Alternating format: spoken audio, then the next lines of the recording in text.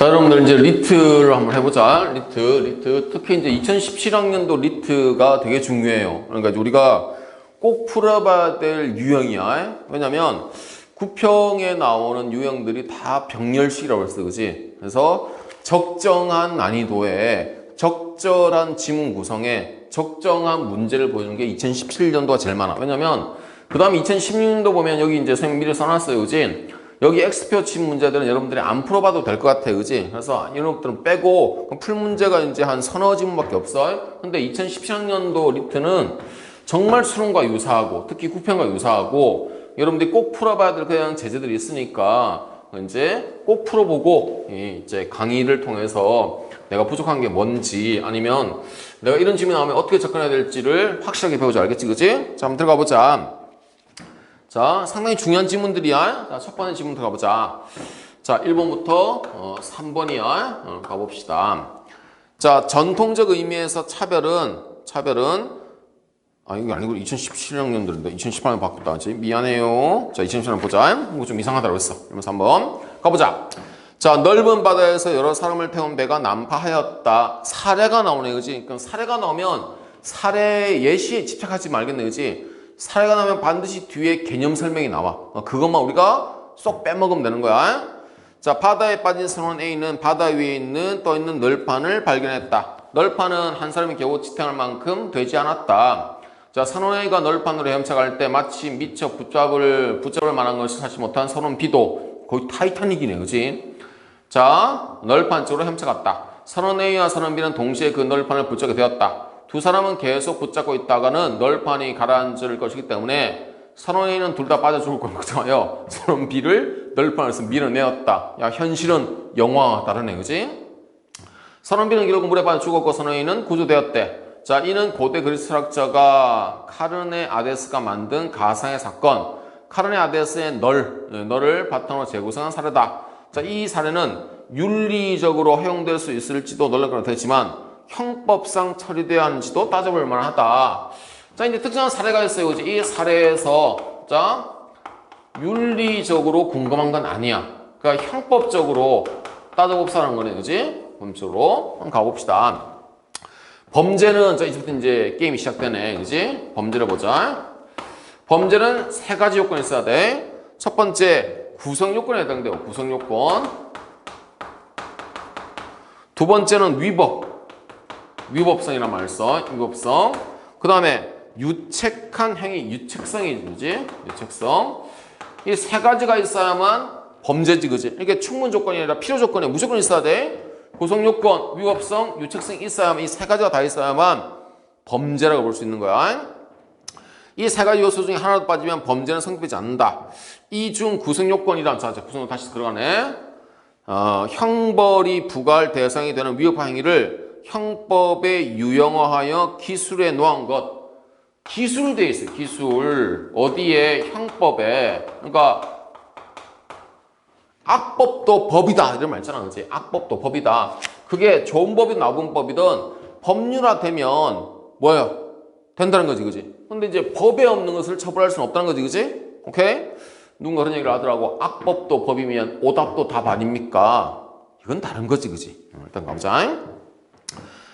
자, 예를 들어 형법 제250조 제1항에 사람을 살해한 자는 사형, 무기 또는 5년 이상의 징역에 처한다 규정하는데 여기서 사람을 살해했다는 것은 구성요건에 따라서 구체적인 사실이 구성요건에 해당되는 때는 일반적으로 위법하다. 그렇지. 기술된 것에 맞으면 위법한 거네, 그지?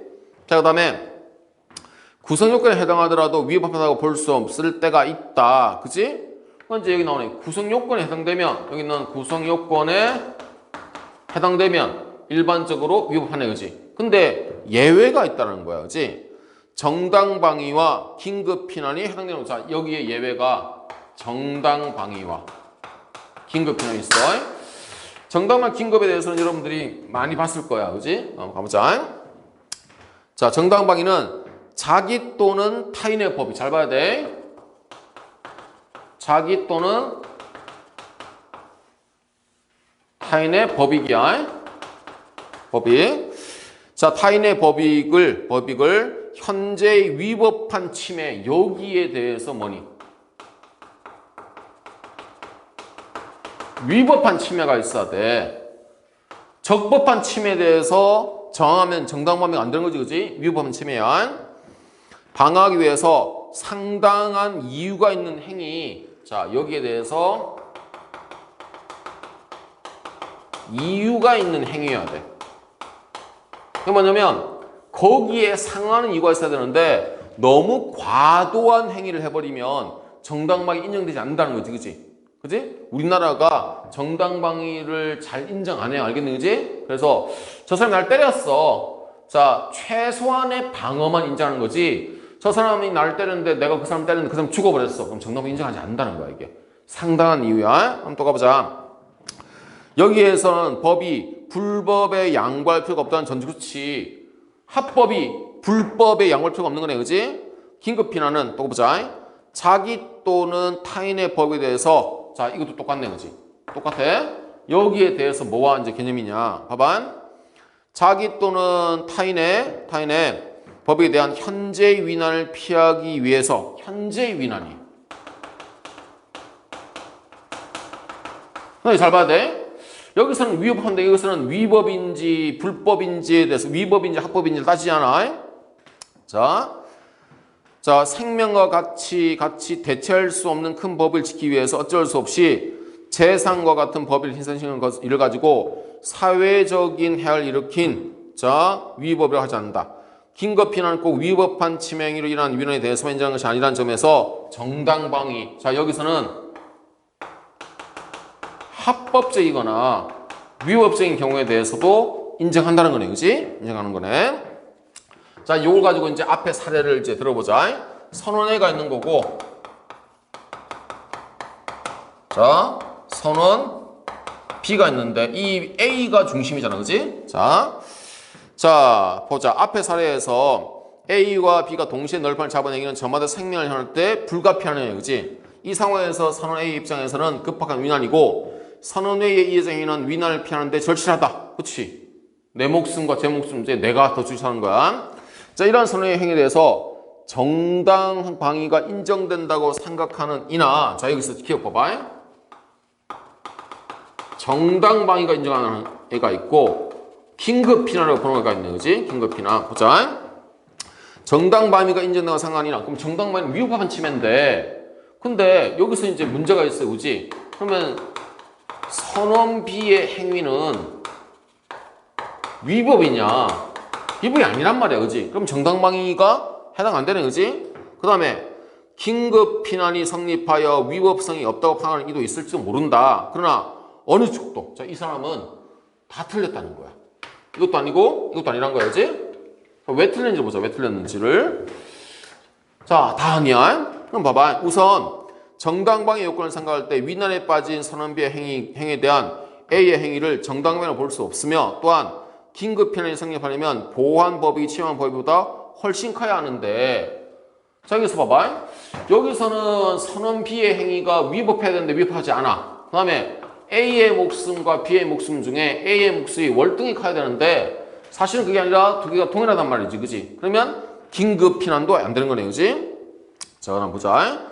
이 선언에게 해당되지 않는다. 그렇다고 곧바로 선언 A가 범죄에 성립한 단정할 수 없다. 사람을 죽였어. 구성 요건은 돼, 그지? 그지? 가보자. 봐봐. 범죄가 성립하기 위해서는 책임이라는 점도 고려하겠다. 자, 구성 요건에도 맞고 위법성에도 맞아. 근데 문제는 책임성이 있느냐는 문제지, 그지? 책임성이. 가봅시다. 범죄의 유체 가능이 곧 행위자에서 책임을 물을 수 있는 행위여야 성립할 수 있다. 따라서 유책하지 않은 행위를 들어 형벌을 부과할 수, 이게 이제 우리나라에 나오는, 자, 이제 뭐 형법에서 12살인가 14살인가 촉법 소년들이라고 그러지, 그지? 그러니까 연령이 미성년자한테는 그 행위가 형사적인 책임을 묻지 않는다는 거지, 그지? 이걸 악용하는 나쁜 놈들을 많아, 알겠니, 그지? 요즘에 이제 뉴스 같은 거 보면 미성년자가 가짜 신분증으로 차를 빌려서 교통사고를 내, 사망사고가 나. 그러면 걔한테 형사적인 소송을 낼 수 있느냐? 그건 아니란 거지, 그지? 그지? 대신 뭐냐면 민사, 손해배상을 청구할 수 있어요. 그 부모들한테, 알겠니, 그지? 어쨌든 가봅시다. 자, 책임을 물을 수 있는 행위가 성립할 수 있다. 따라서 유체가지 않은 행위를 들어서 형벌을 부과할 수는 없다. 자, 얘는 되지만 얘가 안 돼, 그지? 그래서 A의 행위를 우리가 얘기하는 범죄라고 할 수는 없다는 거지, 그지? 그럼 또 가보자. 위법성은 개인의 행위를 법질서와 관계하여 판단하는 것이어서 행위자의 개인 특수는 위법성 판단의 기준이 되지 않는. 그렇지? 얘가 아무리 특수한 상황이라 할지라도 이건 살인이 아니야 라고 얘기할 수는 없다는 거지, 그지? 그럼 또 봐봐. 형법에서 위법한 행위라는 행위자의 개인을 비난할 수 있는가 하는 것은 바로 책임의 문제다. 형법상 책임은 행위자에 대한 법적 비난 가능성의 문제인 것이다. 이는 구체적 상황에서 행위자가 위법한 행위 말고 다른 행위를 할 수 있었겠는가는 기대 가능성을 볼 수 있다. 이게 중요하네. 왜 책임이 없냐면 선언회의는 그러면 B를 미는 것 외에 다른 가능한 행동을 할 수 있었냐는 거지, 그지? 근데 A의 선택지는 자기가 빠져 죽거나 B를 죽이거나 둘 중에 하나밖에 없어. 그지? 그러면 자기의 목숨을 지키기 위해서 한 행동은 책임이 있다고 볼 수 없다는 거지, 그지? 어쩔 수 없는 선택이란 거야. 한번 봐봐. 자, 적법한 행위를 할 수 있었는데도 위법한 행위를 한 데에 대해서는 윤리적 비난뿐만 아니라 법적인 비난. 자, 여기서 잘 봤네. 그지? 자, 적법한 행위가 있고, 그지? 위법한 행위가 있어, 그지? 근데 이 두 개가 다 가능해.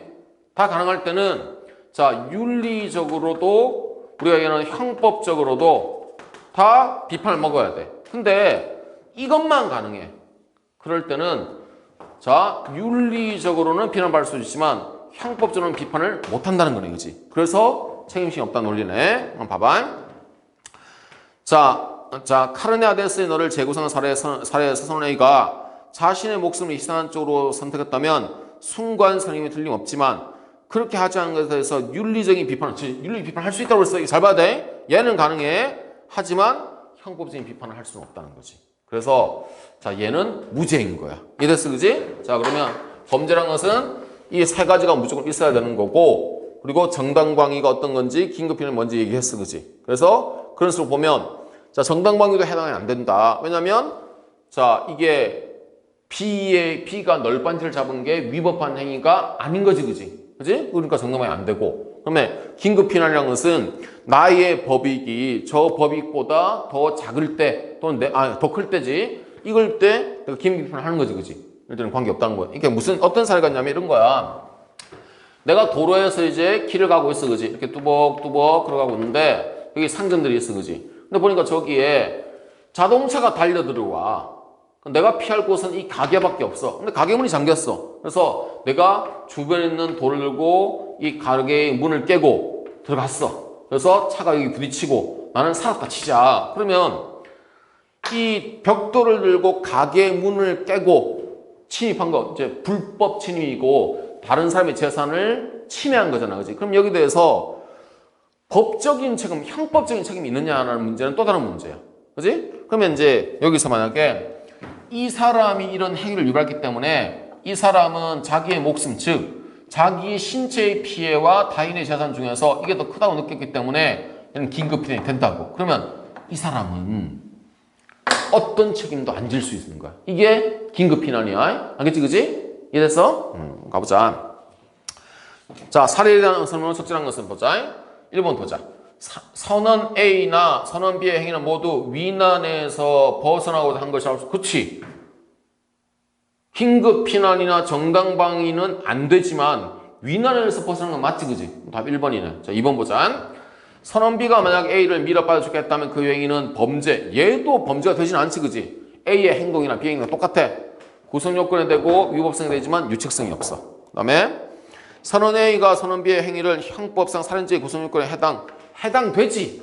근데 유책성이 없다고 했어. 그 다음에 선언 B에 대한 선언의 행위는 윤리적으로 타당하지 않지. 이를 비판을 받는다고 했어. 그 다음에 5번. 선언 A가 선언 B를 살리는 선택하더라도 그것은 윤리적으로 더 높은 선언을 할 수 있지. 그지? 순과다고 했어. 그지? 그래서 1번 이렇게 스무스하게. 다음 2번을 봅시다. 기억과 니은에 대한 추론은. 자, 기억과 니은. 자, 기억. 정당방위도 아니라는 거야. 그지?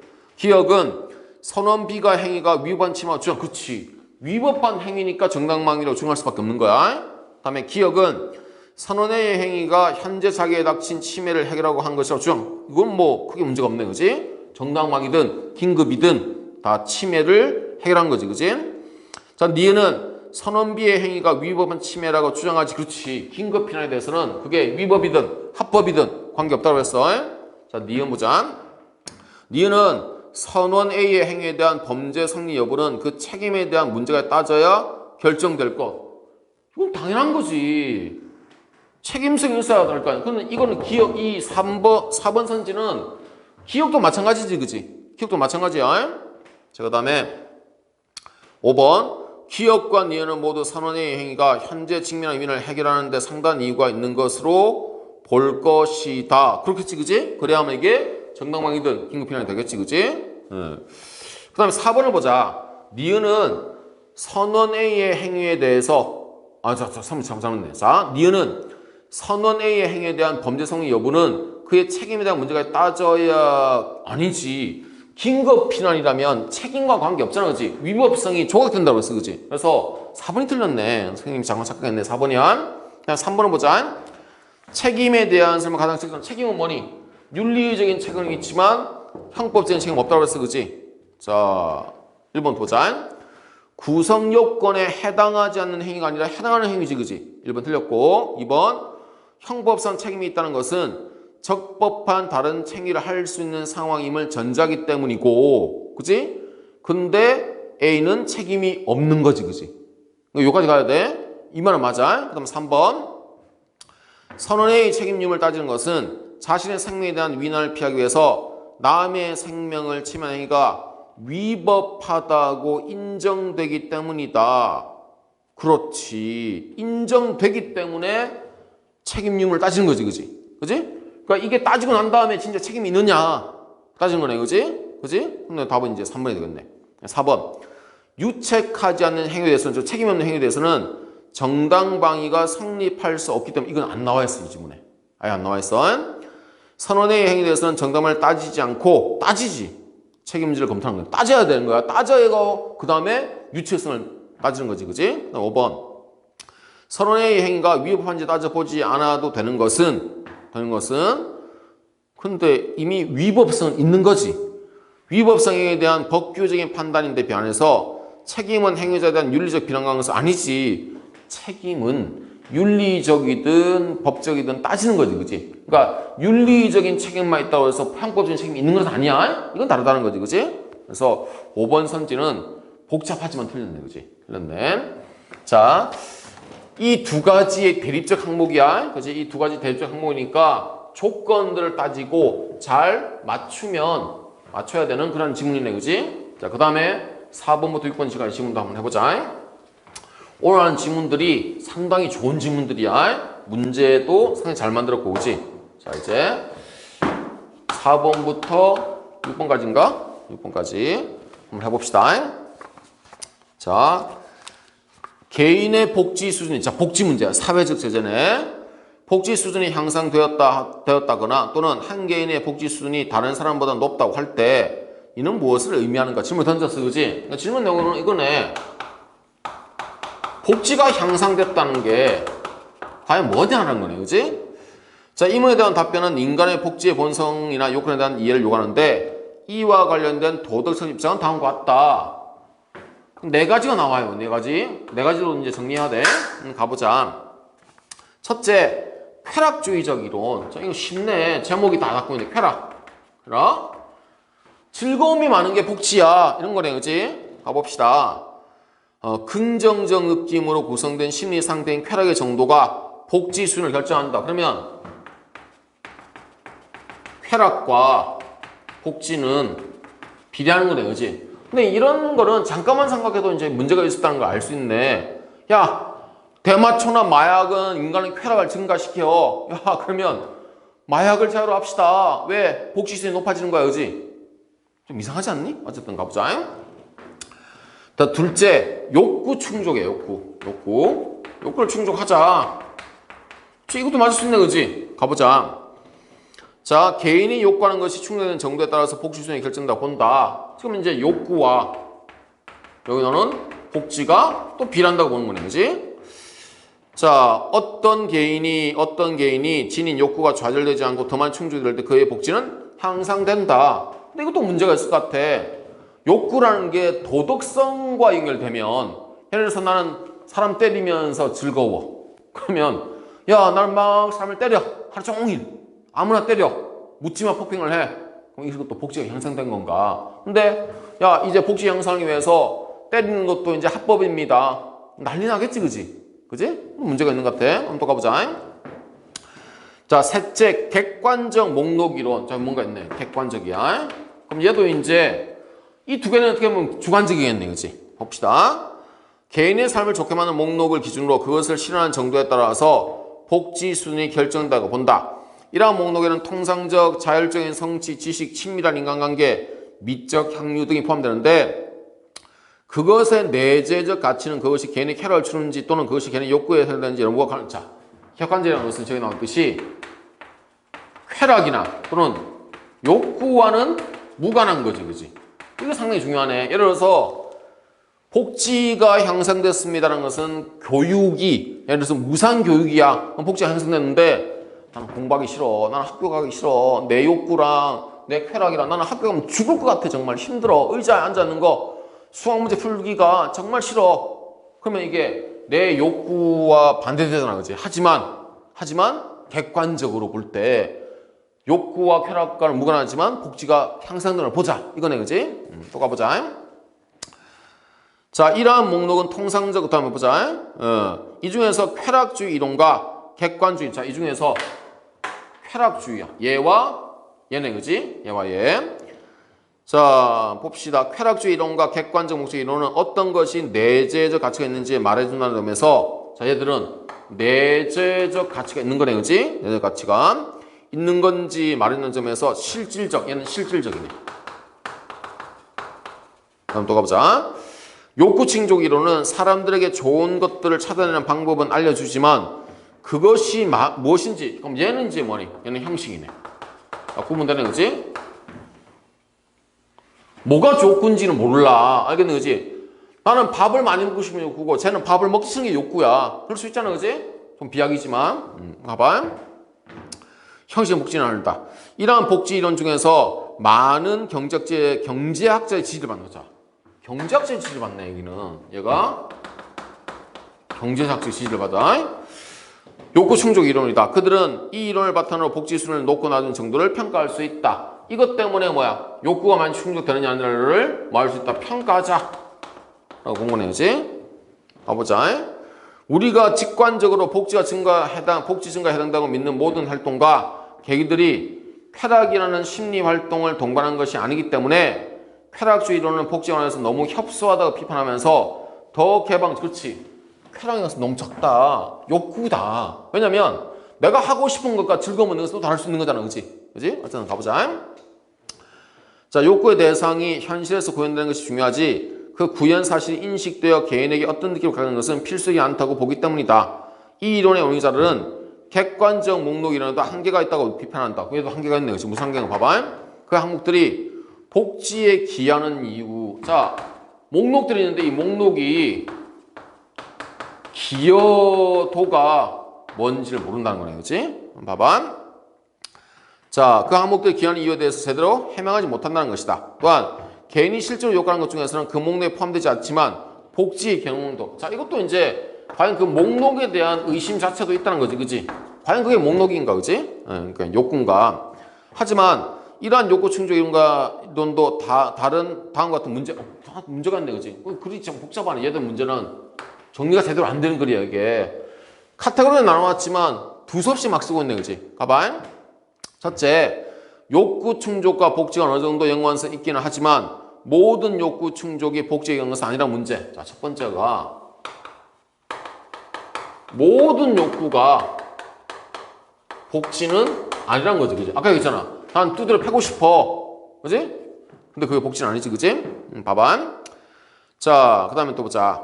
사람들이 정보의 부족이나 잘못된 믿음으로 자신에게 나쁜 것을 요구할 수 있으며 타인의 삶에 대해서 내가 원하는 것이 이루어졌다 할지라도 그것이 나의 복지 증가 무관할 수 있기 때문이다. 그렇지. 이게 하나가 있고 타인과 나는 다르다는 거지, 그지?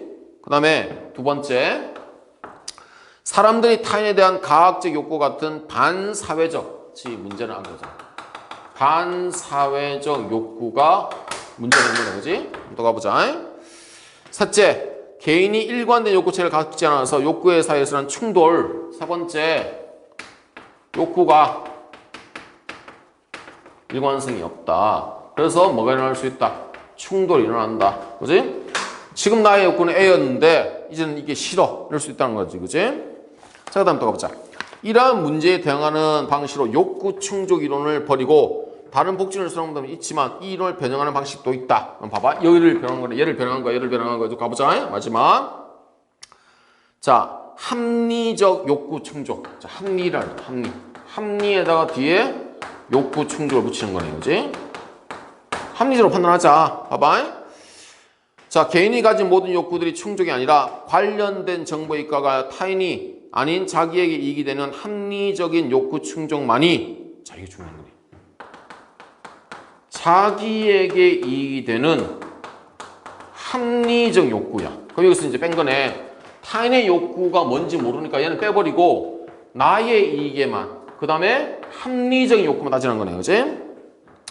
이것은 사람들이 욕구하는 것이 합리적이면 바로 좋은 것이라는 입장이다. 그럼 얘는 이제 평가하네. 그지? 거기 나오는 거. 욕구하는 것이 결국은 합리적이다. 이것도 이제 논리적인 병이 있긴 있네. 그지? 자, 이 이론에서 욕구 충족이 봉착한 난점은 여기 있는 난점이 있네. 그지? 상당히 해결된다. 그지? 하지만 이론이 어떤 욕구가 합리적인지에 대한 답변에 대한 부담. 어떤 욕구가 합리적인데라는 부담이 있지. 그지? 그 욕구는 합리적이야. 합리적이지 않아. 누가 판단하는데. 그지? 문제가 있다는 거야. 자, 만약 이 이론의 옹호자에 대해서 이와 같은 답변을 시도한다면 이 이론은 형식적 복지 이론에서, 이거 형식이라는 거지. 실질적인 복지 이론으로 날 그런 거지. 그지? 쾌락의 가치가 들어가는 거니까. 그지? 됐네.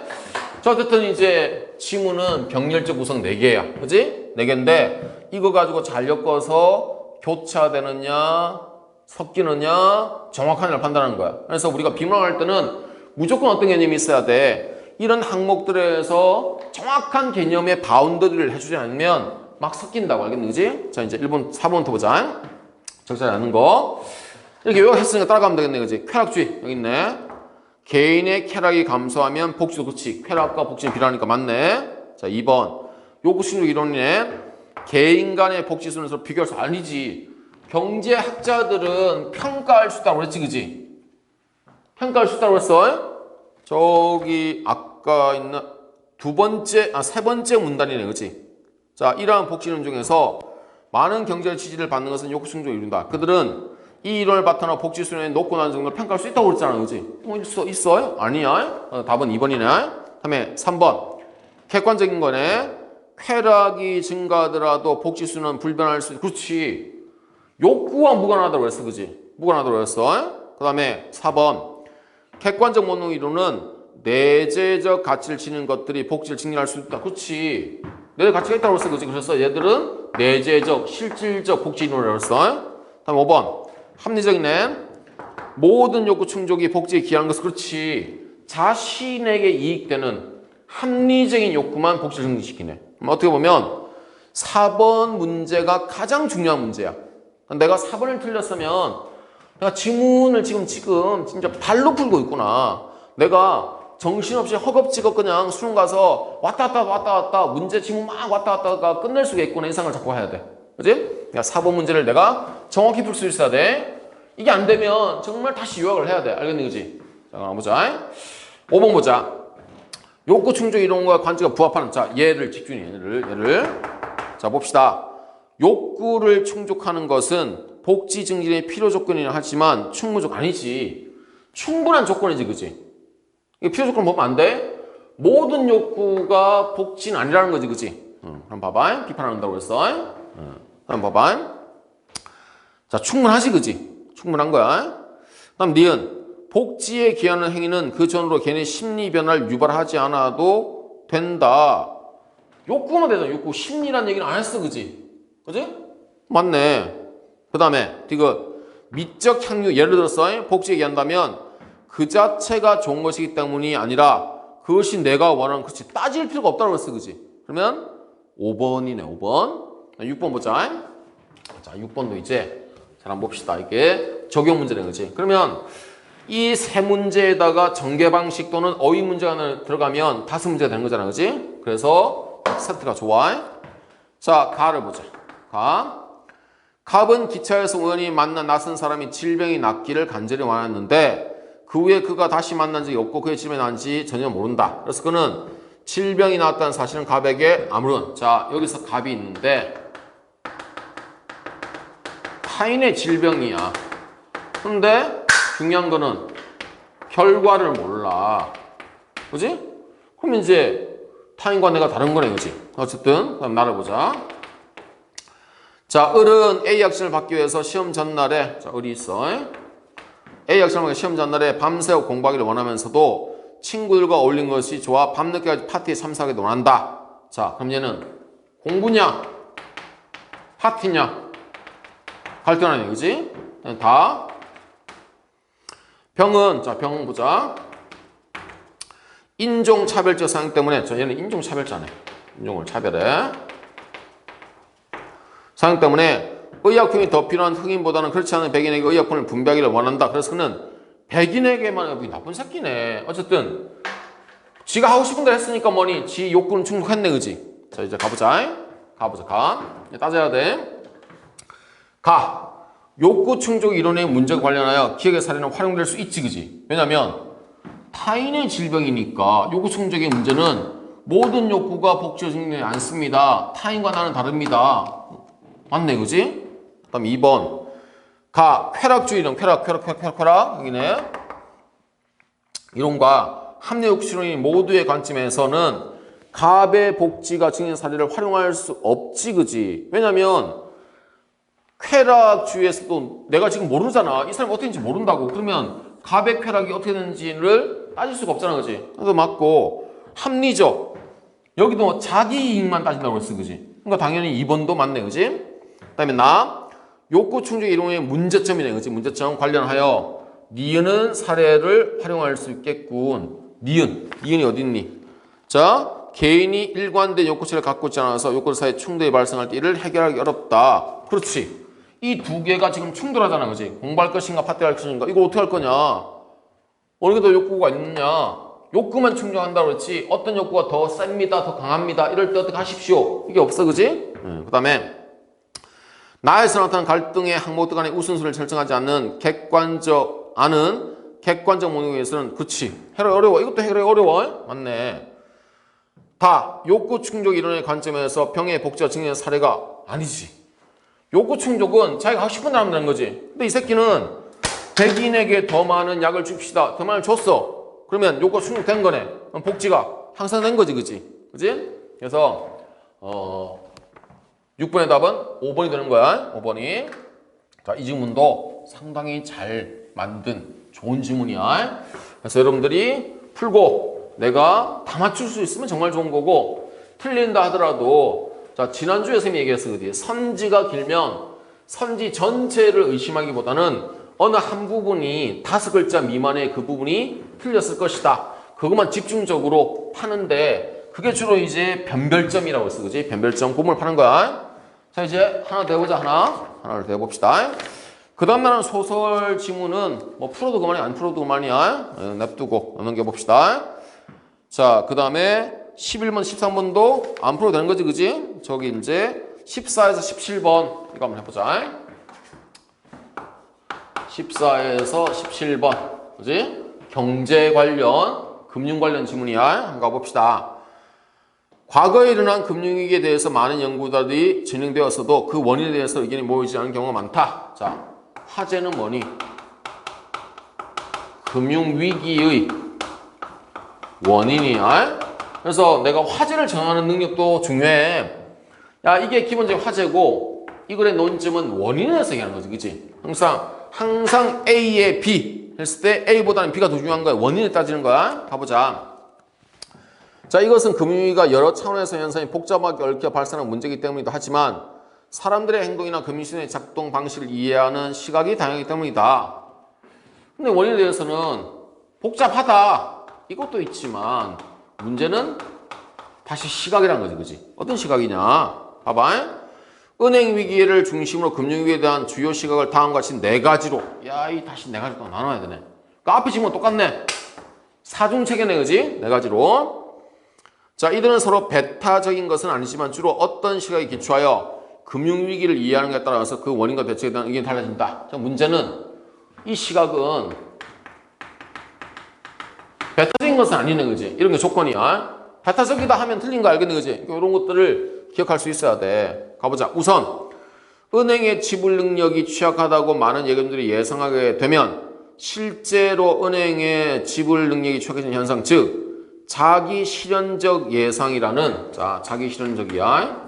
기억 가보자. 기억.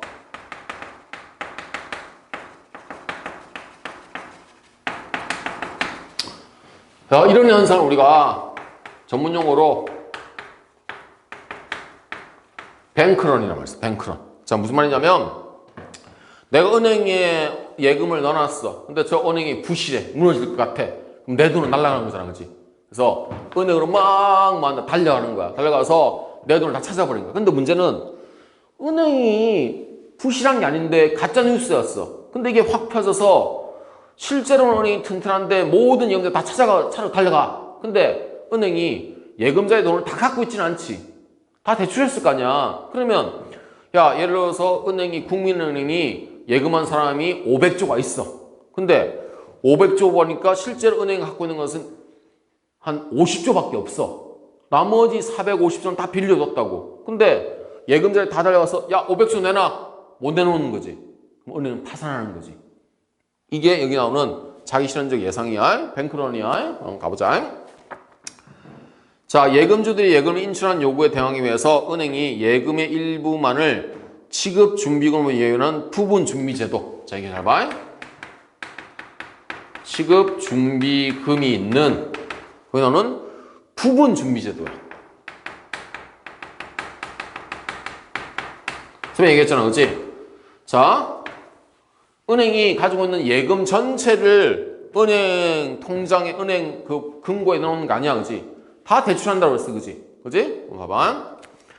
자, 부분 지분 제도는 현대은행 시스템의 본질 측면이다. 이 조에 대해서는 은행의 지불 능력이 변화하지 않더라도 예금주들의 예상이 바뀌면 예금 인출이 쇄도하는 사태가 날 수 있다. 그럼 여기서 이제 문제는 뱅크런이라는 예금주의 심리라는 심리. 불안 심리가 커버리면 저 은행이 망한다는 거지, 그치? 가보자. 자, 예금은 만기가 없고 선착순을 취급하는 독특한 성격의 채무이기 때문에 지불 능력이 취약해져서 은행이 예금을 지급하지 못할 것을 예상하는 사람이라면 남보다 먼저 예금을 인출하는 것이 함정이기 때문이다. 이처럼 예금 인출이 쇄도하는 상황에서 예금 인출 요구가 충족시키려면 은행들은 현금 보유를 늘려야 한다. 이를 위해 은행이 다투어서 채권이나 주식, 부동산 같은 자산을 매각하고 하면 자산 가격이 하락. 은행은 지불 능력이 실제로 이게 문제가 되네. 봐봐요. 여기 A은행, B은행, C은행, D은행 있는데 여기 있는 예금주들이 다 달려가서 돈 주세요, 돈 주세요, 돈 주세요 해버렸어, 그지? 그러면 돈을 주기 위해서는 어떻게 하겠니? 자기가 갖고 있는 재산들을 팔아야 돼. 채권을 팔든 주식을 팔든. 잘 봐, 이거 잘 봐야 돼. 은행은 자기 돈을 가지고 대출만 해주는 게 아니라 채권을 사거나 주식을 사거나 부동산을 사거나 다 한다고 알겠는 거지. 돈 되는 거는 외환, 즉 달러를 사도록 다 한다고. 근데 갑자기 돈을 달라고 막 달려들어. 그러면 달러도 팔아야 돼, 건물도 팔아야 돼, 땅도 팔아야 돼, 주식도 팔아야 돼, 채권도 팔아야 돼. 근데 이게 한 은행이 아니야. 모든 은행이 일어나. 그러면 자산 가치가 다운돼 버리지. 자, 그러면 주식 시장에 주식이 막 나와. 그러면 주식 시장이 폭락하는 거지.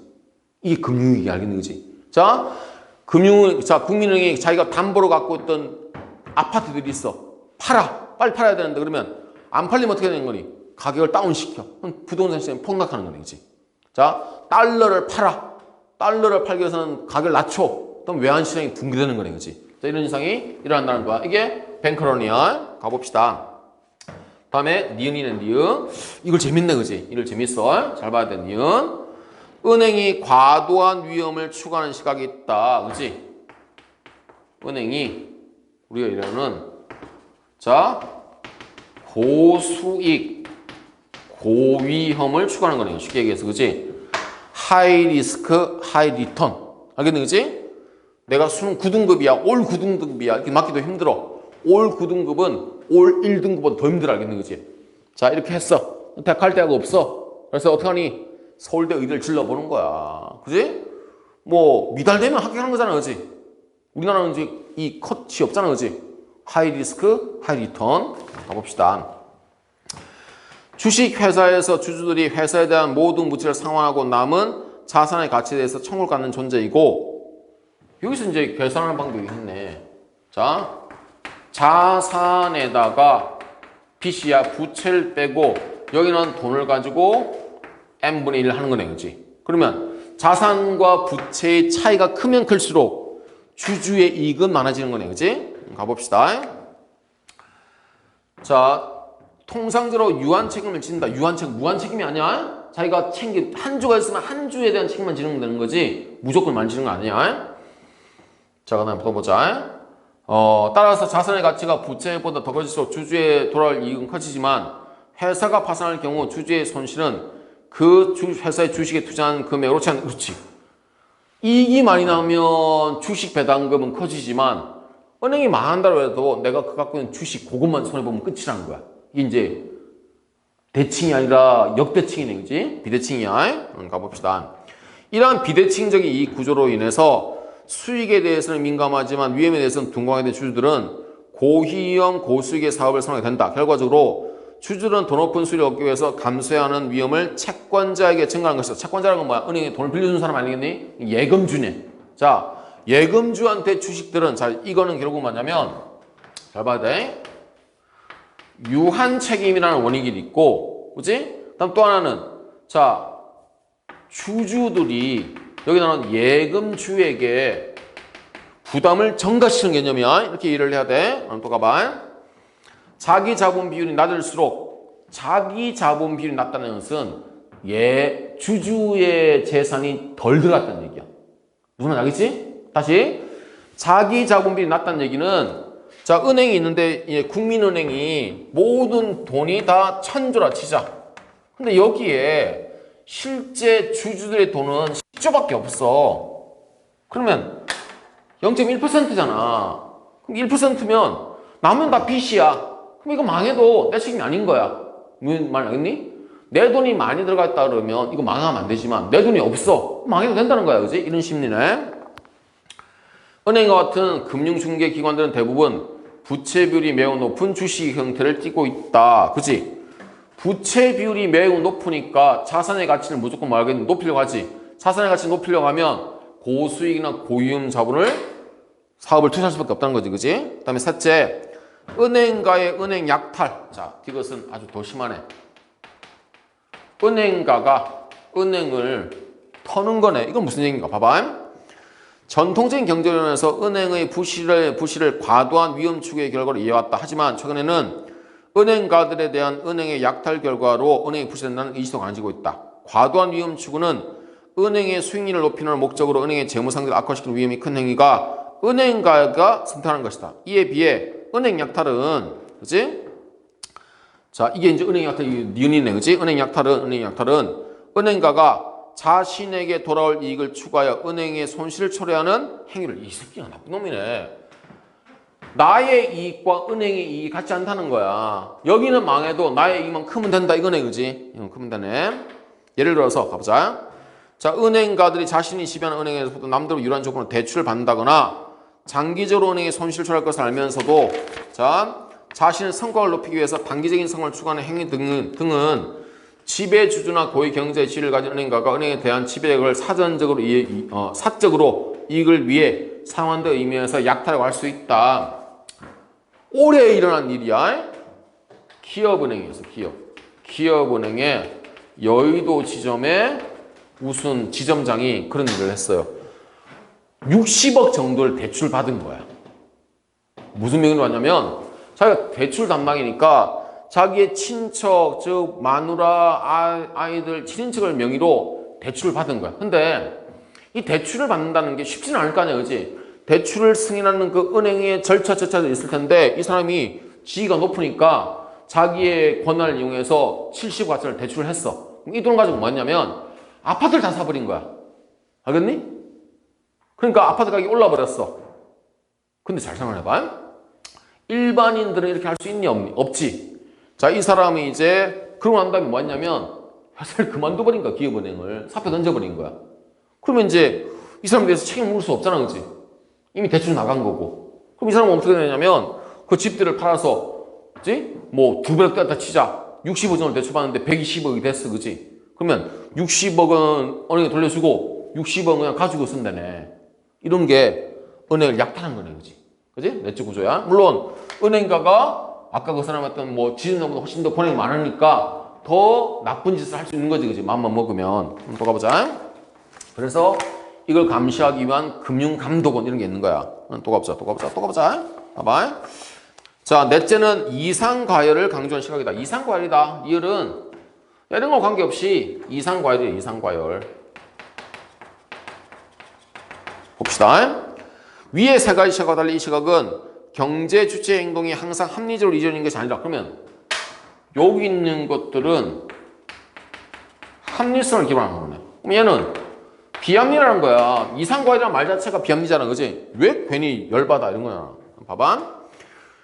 자, 예컨대 많은 사람들이 자산 가격이 일정 기간 이상 상승하면 앞으로 계속 상승할 것이라고 예상하고 일정 기간 하락하면 앞으로 계속 하락할 것이라고 예상하는 것이다. 이게 경영이네, 그지? 이 경우 자산 가격 상승은 부채의 증가를 낳고 이는 다시 자산 가격의 더 큰 상승은, 이 말 잘 봐야 돼. 자산 가격이 상승해. 그러면 부채의 증가, 내가 갖고 있는 집의 가치가 올라가, 빚도 늘어난다는 얘기야. 이게 왜 그러냐면, 잘 생각해봐. 나의 경우가 아니라 전체 시장의 경우로 봐봐. 아파트가 5억 하다가 10억이 돼. 그지? 그러면 내 돈이 5억인 사람은 아파트가 5억일 때는 빚을 낼 필요가 없어. 근데 내 돈이 지금 5억밖에 없는데 아파트가 어느 순간에 10억이 돼버렸어. 그러면 빚을 어떻게 할 수가 있겠니? 더 많이 낼 수밖에 없지, 그지? 이 개념이야. 개인의 문제가 아니라 전체 시장 규모를 가지고 얘기하는 거야. 가보자. 이러한 상승작용은 이내 거품이 커지는 과정은 경제 주체들의 부채가 과도하게 늘어나 금융 시스템을 취약하게 만들게 되므로 거품이 터져 금융 시스템이 붕괴하고 금융위기가 일어날 현실적인 조건을 강화시킨다. 이게 이제 예전에 설명했는데, 한번 생각을 해봐. 자, 아파트를 이제 예로 집값이 5억이야. 여기에 대해서, 그치? 자기 돈 3억과, 그치?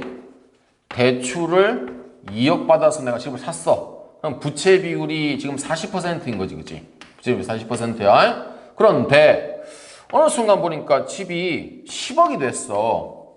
그치? 그러니까 내가 가지고 있는 이 돈은 얼마 없는데, 근데 대출 예산이 2억이야. 그러면 이제 부채율이 20%만 안 된 거지, 그치? 그치? 줄어든 거야. 근데 문제는 내가 이 집을 팔았어. 그러면 이제 내가 5억 주고 산 집이 10억이 됐으니까, 이제 내 돈은 10억이 들어왔어. 빚을 지금 2억 갚았으니까, 한탕에 8억이 있어, 그치? 팔아가지고 집을 살려고 보니까 8억 살 수 있는 집이 없어요. 왜? 다 10억이 된 거야. 그지? 그럼 다시 또 빚을 낼 수밖에 없는 거지, 그지? 근데 이 아파트가 계속 오른다고 했잖아, 그지? 이게 빚이 아파트 20억이 돼버렸어. 그러면 내 돈이 8억이 있지만 20억으로는 하려면 빚을 12억을 내야 돼. 그럼 부채 비율이 상승한 거지, 그지? 그러면 이해가 돼? 그러니까 아파트 가격이 올랐습니다. 아이 좋아라. 이것만 아니란 거야. 내가 내 아파트만 오르면 관계없는데 모든 시장의 아파트 가격이 올려버리면 이 현상이 발생한다는 거지, 그지? 근데 그 전까지는 만약에 40%의 부채 비율이었는데 이제는 뭐 10억이 됐다 치자. 20억 넘어가고 10억이 됐다. 그러면 여기서 7억을 빚을 얻어야 돼. 그러면 40억은 훨씬 더 높은 거지, 그지? 이런 식으로 된다. 근데 문제는 이 10억 아파트가 어느 순간에 다시 떨어져 버린 거야. 그지? 빚은 7억인데 아파트는 10억밖에 안 돼. 내 돈은 8억이 들어갔는데. 그러면 이게 이제 뭐니? 거품이 붕괴되는 거지, 그치? 이게 버블이야, 버블. 부동산 버블이라는 개념이야.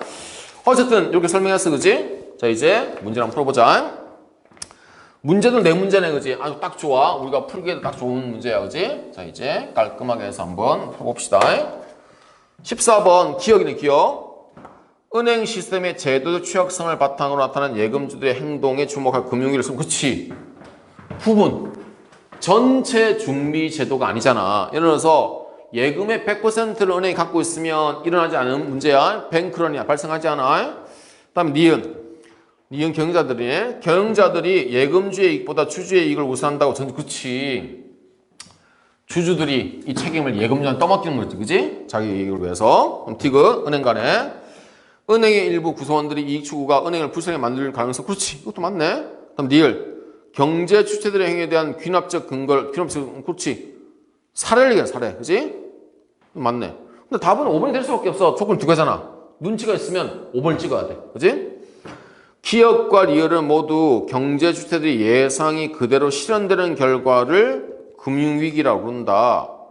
기업은 그럴 수 있는 자기 실현적 예상이니까. 근데 리얼은 실현되다가 무너진 거지.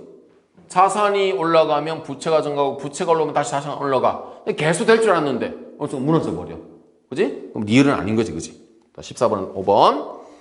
A와 관련된 비대칭 이익 구조 알겠니? 그지? 비대칭적. 다르지, 그지? 주주는 이익이 나면 자기가 투자한 만큼 이익 알지만 손해가 나면 자기가 투자한 딱 그만큼만. 그지? 다르다는 거야.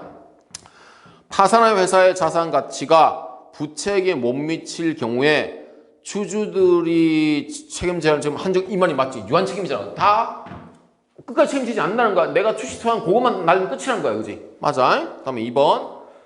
회사의 자산 가치에 부채를 뺀 값이 0보다 클 경우, 그치? 자산에다가 부채를 빼고 그게 남으면 n분의 1 하는 거지, 그지? 맞아. 그럼 3번. 회사가 자산을 다 팔아도 부채를 다 갚지 못할 경우에는 얼마나 많이 못 갚는 주지? 이거 그치? 나는 유한이야. 내 주식만 뚝 던져버리면 되는 거야. 다음 4번. 주주들이 선호하는 고위험 고수익의 사업은 성공한다면 회사는 큰 수익, 맞니? 실패한다면 회사는 큰 수익, 맞아. 그치? 회사는 그 큰 수익의 일부를, 큰 수익을 주주한테 배분해야 돼. 주식 배당금이라고 그래. 5번, 그럼 다음에 5번이네. 주주들이 고위험 고수익 사업을 선호한다는 것은 이런 사업이 회사의 자산 가치와 부채 사이의 차이가 아니지.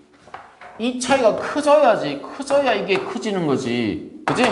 이게 줄어들면 제로가 돼버리면 주주한테 돈을 들면 없지. 이래서 이게 답은 5번이네. 자, 다음에 16번 가보자. 16번. 자, 16번은 이쪽으로 한번 해볼까? 봅시다.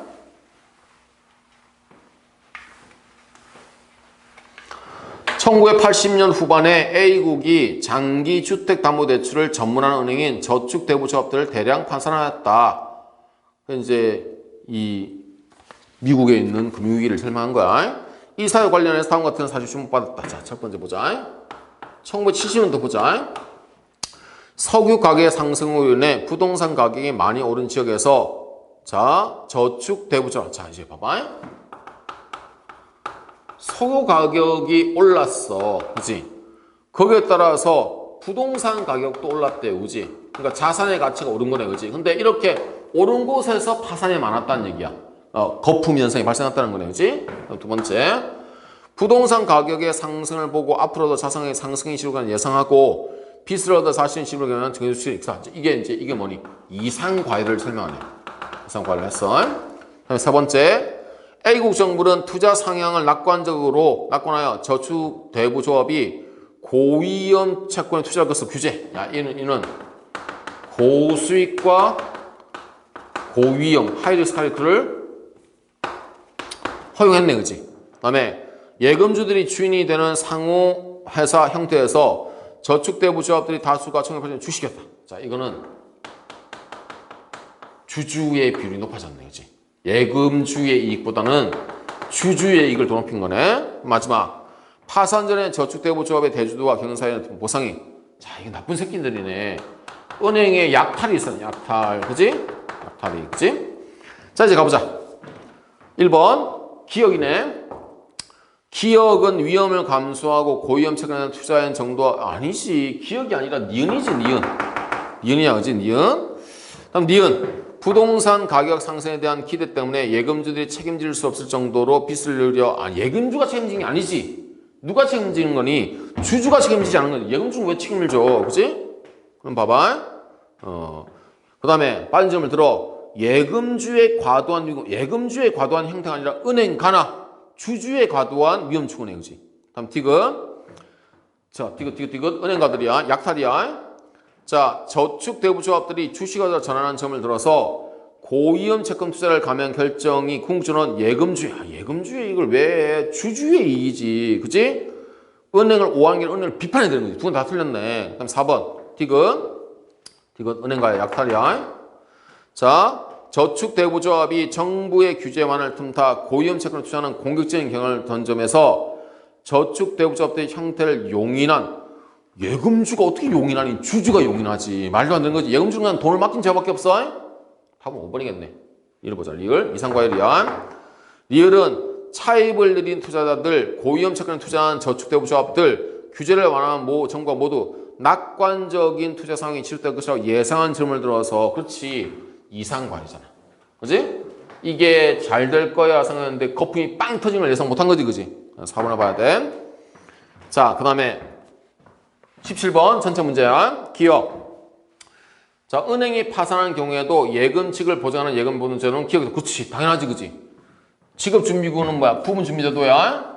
그 다음에 2번 일정 금액 이상의 고액예금은 예금보험제도의 보장 대상에 제외하는 정책은 기업에 따른 대책이라고 볼 수 없지. 이게 잘 봐야 돼. 정말. 예를 들어서 아까 직업준비제도라 했지. 그치? 우리나라 같은 경우는 은행이 포함된 금융기관이 있어. 금융기관에서 보정해 주는 게 뭐냐면 1인당 5천만 원이야. 그럼 여기서 이제 갈등을 해봐. 그럼 내가 가장 안전한 자산을 추구하는 사람이야. 그러면 내가 5억이 있어. 5억이. 재산이 5억이야. 예금을. 그러면 내 5억을 은행 한 군데 다 맡기지 않겠지. 얘를 어떻게 하겠니? 10군데 은행에 맡기는 게 제일 합리적인 거지. 왜냐면 10군데 은행이 다 망한다 하더라도 5천만 원 쪼개기 때문에 나한테는 보상받을 수 있어. 그지? 근데 만약에 내가 그런 게 귀찮아. 통장 10개 만들기 귀찮아서 뭐 국민은행에 5억을 맡겨놨어. 근데 5천만 원 보장해 준대. 그럼 잘 봐. A는 국민은행에 5억 맡긴 사람이고 B는 국민은행에 500만 원을 맡긴다는 사람이야. 그러면 생각을 해봐. 국민은행이 망한대. 그지? 5천만 원까지 보장 안 해준대. 누가 급하게 가서 돈을 찾겠니? 당연히 A지. B는 은행이 망하더라도 5천만 원 미만이기 때문에 보장받을 수 있어. 그지? 그럼 문제가 생겨. 자, 이렇게 돈을 많이 저축한 사람들이 뱅크런이 일어나. 그러면 은행이 무너지는 속도는 더 빨리지는 거지. 무슨 이게 돼? 근데 이게 이것 때문에 나온다고 볼 수는 없어. 그지? 없어. 답은 2번이겠네. 그 다음에 3번. 은행들로 하여금 자기 자본 비율을 일정 수준 이상으로 유지하도록 하는 것은 니은에 따른 그치 고수익. 그지? 고수익. 왜냐면 자기 자본 비율이 낮으면 뭐 회사가 은행이 망하든 관계없잖아. 그지? 그 다음에 금융감독기관이 은행 대주주의 특수관계인들을 금융거래에서 공시음 그치 약탈이라면 안 되니까. 그지? 그 다음에 주택가격이 상승한 서민들이 주택 구입이 어려우실 때 담보 가치 대비 대출 한도 비율을 줄이는 정도. 그치 과열되면 안 되잖아. 그치 내가 이 집의 가치가 10억인데 야 30%까지만 대출해 줄 거야. 60% 이게 어떤 거냐면 지금 우리나라가 여러분들이 뭐 간접적으로 부동산 때문에 문제가 많아. 이게 누구 때문이냐면 우리 명박이와 그래 누나 때문이라고. 뭐냐면 집이 10억인데 한때는 선생님 알기로는 60%인가 70%까지 대출이 가능했어. 그러면 10억짜리 집을 사기 위해서 지금 3억만 있으면 살 수 있었던 거야. 그럼 예를 들어서 봐봐. 내가 6억 있는 사람이야. 그러면 집을 한 채만 사겠니? 두 채만 사겠니? 두 채 사는 거지. 자, 여기 3억, 여기 3억 다 내 돈. 여기 7억 다 빌린 돈. 그러고 난 다음에 10억짜리 집이 올라. 자, 10억이 집값이 12억이 됐다 치자. 10억이 됐어. 그러면 야 나는 지금 3억을 투자해서 지금 얼마를 번 거니? 2억을 번 거잖아. 그지? 이게 가능했던 게 명박이 이 MB 때랑 그래 누나 때였다고. 근데 지금 정부에 들어와서 이걸 30%인가로 줄여버렸어요. 그지? 그러면 이와 같은 투자 행태 가능해? 불가능해? 불가능한 거지. 그지? 그러니까 부동산 가격을 잡으려고 이렇게 하는 거야. 자, 이 지문은 상당히 꼼꼼하게 여러분들이 읽어봐야 되고 내용을 다 이해했으면 좋겠어. 알겠는 거지? 그래서 오늘 여기까지 하는데 나머지 그 뒤에 있는 우주의 크기 이 질문 상당히 중요해. 읽어보고 문제 풀어보고 그 다음에 저기 개념주의, 비개념주의 이 질문도 상당히 좋은 질문이야. 꼭 읽어보셔. 그러니까 그 다음에 나오는 이게 세포의 분화 복제 이것도 여러분들 한 번쯤은 풀어볼 필요가 있어. 그래서 뒤에 나오는 세 지문도 꼼꼼히 풀어보고 알겠는 거지. 그래서 정말 내가 비문학에서 한 점의 흠통도 없이 잘 준비하겠다 이런 생각으로 하길 바래. 자, 수고했어. 다음 주에 보자.